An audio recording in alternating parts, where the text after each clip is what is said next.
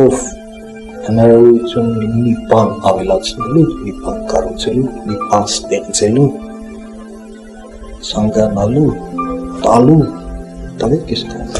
տվեք այն տեղին, որտեղ ապրում։ Ոչ թե մեկ գործով, այլ մի ամբողջ քաղաքի դեմքը կերտելով է հիշվում Ռաֆիկ Եղոյանը, ապրեց քաղաքի ու հայրենիքի հանդեպ սերը սրտում ու հասցրեց Գյումրուն տալ այն տեսքը, ինչով այսօր հպարտանում են թե Հայաստանում, թե նրա սահմաններից դուրս։ 94 տարեկան հասակում Գյումրին հրաժեշտ տվեց Հայաստանի Հանրապետության վաստակավոր քաղաքի դիմագիծը կերտած ճարտարապետ Ռաֆիկ Եղոյանին։ Շատ լավ ճանաչում էր եւ մարդկանց, եւ քաղաքը, եւ քաղաքի մասշտաբը,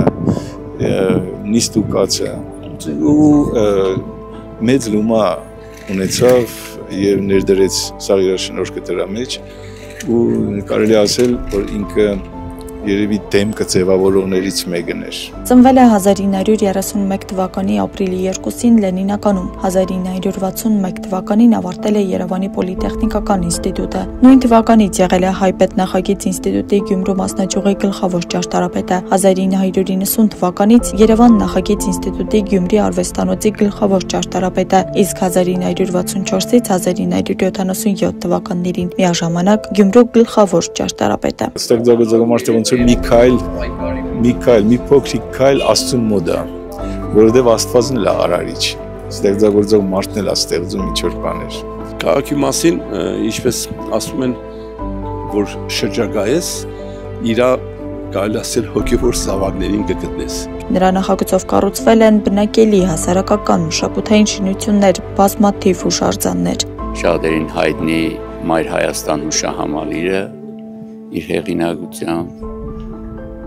երկաթուղային կայարանի շենքը հենց կառուցապատման մեծ ծրագրեր, ամենափրկիչ եկեղեցու զանգակատունը դեռևս եթե չեմ սխալվում 68-69 թվականներին եւ նաեւ երկրաշարժից հետո քանի կանգուն են ամենափրկիչը Մայր Հայաստանը ինքը անմա կմնա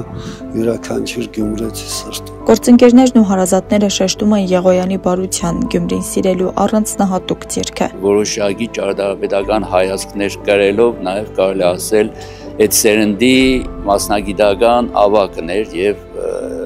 դաստիարակներ։ Ինքը իր հոգով սրտով, իր ամբողջ մասնագիտական եւ մասունկային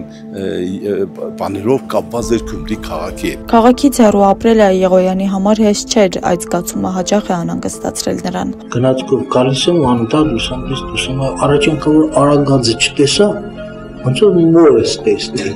Ազնիվ խոսք, լացս եկավ, չկարողացա անտարբեր նայել։ Հետո մոտեցանք Լենինականից հետ։ Դողում էի, ոչ թե նրա համար որ